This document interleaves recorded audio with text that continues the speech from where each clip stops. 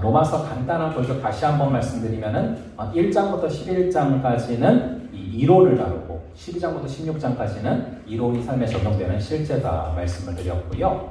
이 실제도요 카테고리가 쭉 있는데 12장은 개인이 어떻게 살아가야 되는지를 다루었다면은 13장은 지난번에 국가에 대해서 사회에 대해서 다뤘고요. 이 14장은 공동체가 이 믿음의 공동체가 어떻게 살아가야 되는가 그런 적용들을 다루고 있습니다. 특별히 저희가 지금 살펴볼 14장을 볼 때는요 키센텐스가 공동체 안에서 다툼이 어떻게 벌어지는가 어디서 벌어지는가 이것을 좀 생각하면서 어떻게 해나가야 되나 이런 것들을 생각하시면 되겠습니다. 1절을 보시면은 14장 1절에 이렇게 써져 있습니다. 믿음이 연약한 자를 너희가 받되 그의 의견을 비판하지 말아라. 믿음이 연약한 자를 어떻게 하라고 합니까? 받으라, 받아줘라. 그렇게 얘기를 하고 있습니다. 이게 고린도 후서에서도 사도 바울이 말했던 영접하라라는 단어죠. 그래서 make room for them in my heart. 그렇죠? 그러니까 공간을 만들어줘라. 너희들의 마음의 공간을 지체들을 위해서 비워줘라. 그 이야기죠. 그래서 지체들이 머물다 갈 수 있도록 특별히 연약한 자를 받아줘라. 그렇게 얘기하고 있고요. 그리고 비판하지 말아라 라고 아예 바울이 말을 하고 있습니다. 그래서 우리가 잘 분간해야 되는 것은 분별하라는 말을 분명히 로마서 12장에서 했거든요. 그러니까 여러분 분별하고 판단하는 것은 지혜의 원천입니다. 그런데 문제는 분별과 판단이 지나쳐서 이 지체를 비판하고 비난하고 정죄해서는 안 된다라는 것을 지금 바울이 말을 하고 있는 것이죠. 그래서 나의 어떤 분별도 있을 수 있고 판단도 있을 수 있고 그것이 또 지혜롭게 공동체를 또 굳건하게 만들 수 있고 그런데 나의 판단이 어떤 절대적인 기준이 되어서 누군가를 정죄하지 말라는 얘기죠. 그렇게 되면은 어느덧 내가 하나님의 자리에 올라가 있게 된다. 그래서 저도 이거를 실험을 많이 하고요. 우리가 사실은 실험을 많이 해야 될 부분입니다. 내가 하나님의 자리에서 누군가를 비판하지 않도록. 그 부분이고요. 그 다음에 이제 2절에 보시면 어떤 사람은 모든 것을 먹을 만한 믿음이 있고 믿음이 연약한 자는 채소만 먹는다 라고 써져 있는데요. 이 초대교회는 먹는 문제가 굉장히 중요했습니다. 왜냐하면 이 우상숭배 때 쓰였던 그 고기를 먹을 수 있냐 먹을 수 없냐 그 문제를 가지고서 굉장히 이렇게 대립 의견들이 있었다라는 것들을 볼 수 있는데요. 이제 우상숭배 때 쓰였던 재물은요 가격이 쌌습니다. 그래서 이거를 이게 뭐 큰 문제냐 이거를 내가 우상숭배하는 것도 아닌데 이러면서 먹는 사람도 있고 또 그걸 먹었다고 해서 이제 또 왜 먹냐 하면서 또 비판하는 사람도 있고 이게 굉장히 큰 그 시대 당시 어떤 문제였다라는 것입니다. 그래서 이제 바울이 이야기하는 것은 알고야 당연히 못 먹겠지만 이걸 모르고 먹었는데 또 사실은 또 모르고서 제사 때 쓰인 거를 모르고 먹었는데 알고 있을 때 쓰인 거예요. 그런 경우도 있는데 그런 거를 비판하는 것은 과하지 않느냐 이제 그런 이야기를 하는 것이죠. 자, 그래서 고기는 고기일 뿐이지 이렇게 하면서 이렇게 먹을 만한 믿음도 있을 수 있지만 또 절대 이거를 받아들일 수 없는 사람도 있다. 지금 그 이야기를 하는 겁니다. 그래서 어떤 사람은 모든 것을 먹을 만한 믿음이 있고 또 믿음이 연약한 자는 채소만 먹는 것이다. 이런 이야기를 쭉 이어서 하고 있고요. 그런데 이제 쭉 2, 3절 지나서 4절에 이런 얘기를 하죠. 남의 하인을 비판하는 너는 누구냐? 그가 서 있는 것이나 넘어지는 것이 자기 주인에게 있음에 그가 세움을 받으리니 이는 그를 세우시는 권능이 주께 있다 라고 말을 하고 있습니다. 그러니까 남의 하인이 넘어지든 서 있든 그것은 주인이 신경 쓸 일이다. 지금 그 얘기를 하는 겁니다. 그래서 주제 파악을 하라는 얘기를 지금 바울이 하고 있어요. 하나님의 자리에 있지 말라는 얘기를 지금 하는 것이죠. 그래서 그 사람이 먹든 안 먹든 그것은 이제 예를 들어서 종이 넘어지고 쓰는 것은 주인이 판단할 일이지 너가 판단할 일이 아니다. 우리가 하나님의 자리에 있으면 안 된다. 그 얘기를 지금 바울이 하고 있습니다. 자, 그래서 지체를 우리가 사랑하라고 공동체 안에서 만나게 하신 것이지 그 지체를 정죄하라고 만나게 하신 것이 아니다 라는 것을 계속해서 바울이 강조하고 있고요. 5절에 보시면 어떤 사람은 이날을 전날보다 낮게 여기고 어떤 사람은 모든 날을 같게 여기나니 각각 자기의 마음으로 확정하라 라고 말을 하고 있습니다. 그러니까 주일을 특별한 날로 여기는 그런 사람도 있는 반면에 모든 날이 주의 날이다 라고 이렇게 생각하는 사람도 있다는 것이죠. 이것을 자기 마음으로 확정하라. 믿음으로 확정하라라는 것인데요. 이것은요, 여러분들이 한번 골로새서 2장 16절을 보실 필요가 있어요. 그래서 골로새서 2장 16절을 한번 보고 넘어갈게요. 이게 바울이 같은 논조 가운데 말하는 것인데 여기서 더 선명해지기 때문에 골로새서 2장 16절을 한번 제가 읽어드릴게요. 골로새서 2장 16절에서 이런 얘기를 했습니다. 그러므로 먹고 마시는 것과 절기나 초하루나 안식일을 이유로 누구든지 너희를 비판하지 못하게 하라. 그런 규례에서 자유해졌다 라는 얘기를 하는 것이죠. 그래서 여러분 뭐 그런 경우 없겠지만 혹시라도 이 안식일이 이단 아닙니까? 근데 안식일에 사람들을 만나서 안식일에서 얘기를 하는 거예요. 왜 성경에 안식일을 지키라고 나왔는데 왜 너희는 주일을 지키냐? 이런 식으로 얘기할 때 딱 저희가 방금 읽은 이 골로새서 2장 16절을 읽어드리면 돼요. 안식일을 이유로 누구든지 너희를 비판하지 못하게 하라. 그걸 우리 주님께서 자유하게 하셨다는 것입니다. 그리고 여러분들이 잘 아시는 것처럼 모든 날이 주의 날인데 특별히 주일을 저희가 지키는 이유가 무엇입니까? 성경에서 우리 주님이 전통을 보이셨잖아요. 우리 예수님께서 부활하셨어요. 언제 부활하셨죠? 주일날 부활하셨습니다. 그래서 그때부터 이 초대교회는 이 주일날 함께 모여서 주님의 부활을 기념하는 그런 전통이 생겼단 말이죠. 저희도 초대교회에서 이어지기 때문에 마찬가지로 주일을 주의 날로 정해서 함께 예배를 드리는 것입니다. 그런 부분들. 그래서 그런 것들을 여러분들이 알고 계시면 되고요. 근데 이제 바울이 얘기하는 것도 다시 돌아가서도 마찬가지인 거예요. 그래서 이 어떤 사람은 이 날을 저 날보다 낮게 여기고 어떤 사람은 모든 날을 같게 여기느니 각각 자기 마음으로 믿음으로 확정하면 되는 것이다. 그 얘기를 하는 것이고요. 자, 그 다음에 6절부터 8절에 보시면은 간단하게 말하면은 뭐 이런 얘기입니다.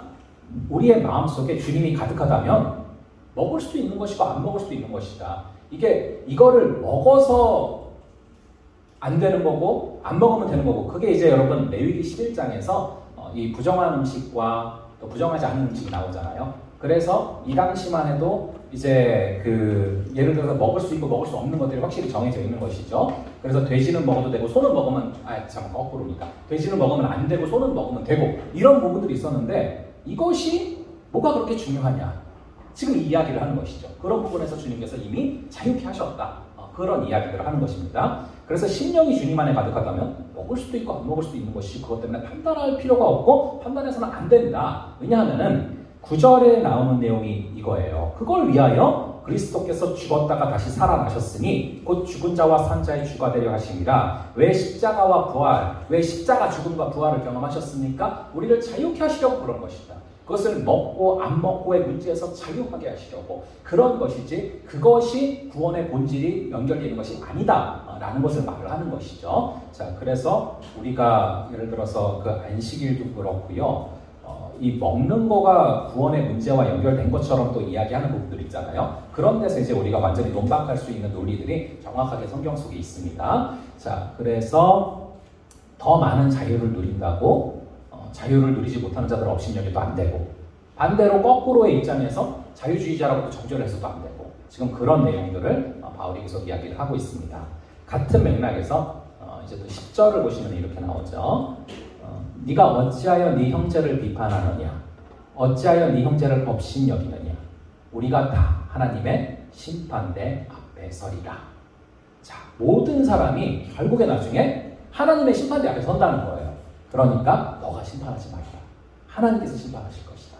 라고 바울이 지금 이야기를 하고 있는 것입니다. 계속 같은 맥락이죠. 우리가 형제를 심판하지 말아야 된다. 그 이야기를 하고 있고요. 자, 그래서 저희가 참 비본질적인 것들 거기서 되게 자유해져야 된다는 것을 지금 바울은 계속해서 강조하는 거예요. 여러분들 정말 한국교회 안에 가슴 아픈 일들이 참 많아요. 교회가 분열되고 쪼개진 많은 사례들을 보면요. 정말 뭐 이런 비본질적인 걸 갖고 이렇게 하나 싶지만 그것 때문에 싸우게 되는 경우가 있어요. 실제 사례인데요. 교회 이제 카페트를 무슨 색깔로 하느냐. 실제 있었던 사례를 가져온 겁니다. 그래서 보열파와 초장파로 나뉘었어요. 빨간색으로 할 것이냐, 초록색으로 할 것이냐. 근데 보열이 중요하다, 아니다, 푸른 초장이 중요하다 하다가 달라졌어요. 그러니까 여러분 이게 얼마나 가슴 아픈 일입니까? 그러니까 바울이 이 비본질적인 것에서 자유해져라. 우리 주님께서 십자가를 지고 부활하신 이유는 그런 비본질권에서 자유해져서 너희들을 참 자유 가운데 끌어가셔서 하나님의 그 생명을 붙잡고 나아가게 하려고 한 것이니까 자유해져라라는 것을 지금 계속 같은 맥락 가운데 말을 하고 있는 것입니다. 자, 그래서 12절에 보시면은요, 이러므로 우리 각 사람이 자기를 하나님께 직고하리라 나오고 있어요. 직고하리라. 즉, 이 얘기는 뭐냐면 저희가 하나님 앞에서 이 얘기죠. 각 사람이 자기를 하나님께 직고해라. 그러니까 막 그 사람을 비판하지 말고 뭔가 좀 그런 일이 있으면 하나님 앞에 나가서 얘기를 해라. 그 문제를 가지고 하나님 앞에 말해라.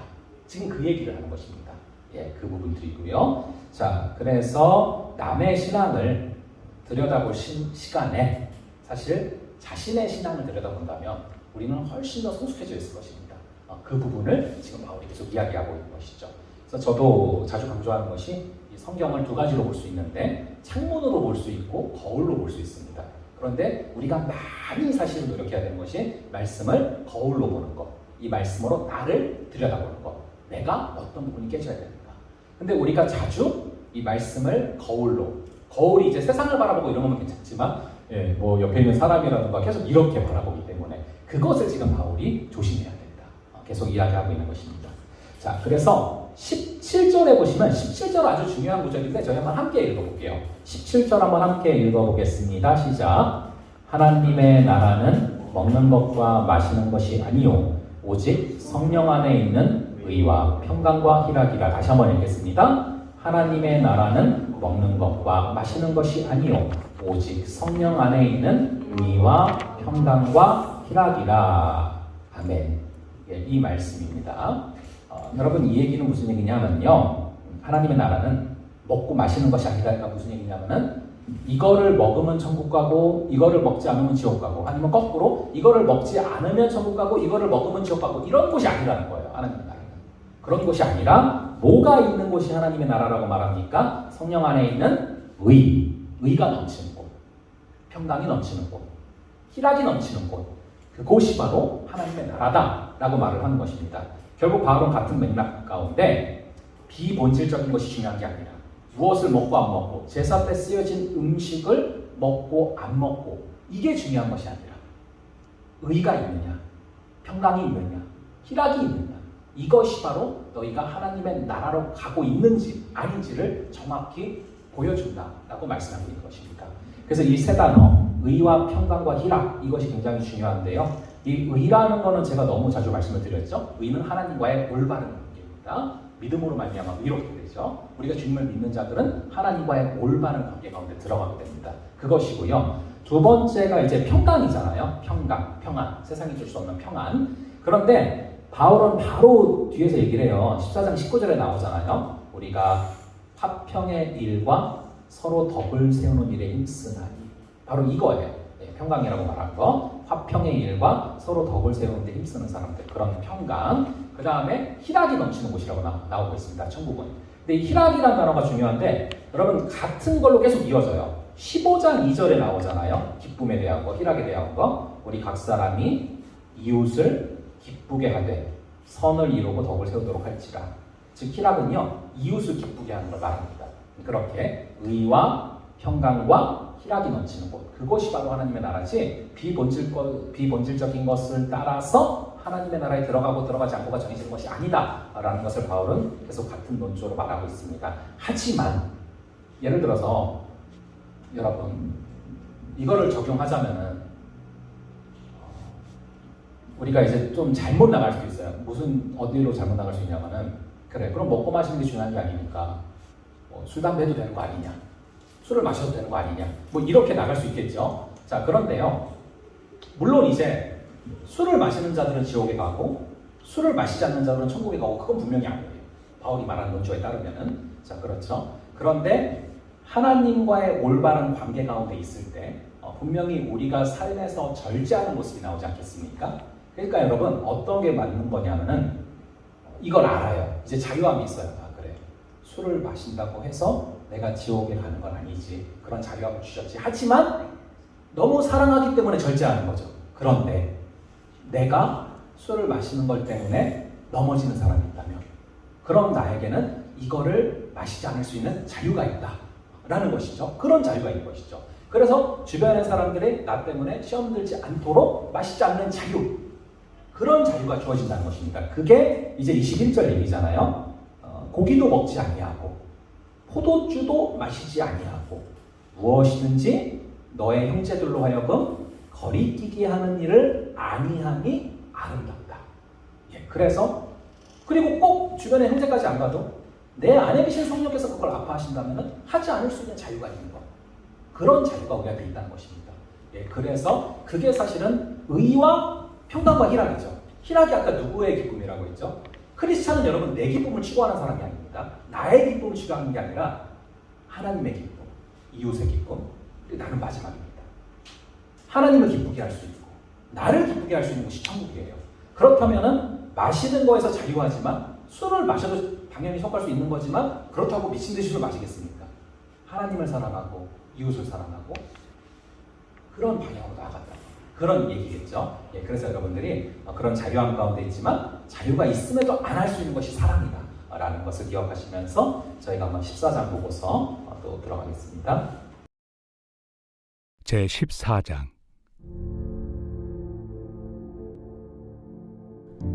믿음이 연약한 자를 너희가 받되 그의 의견을 비판하지 말라.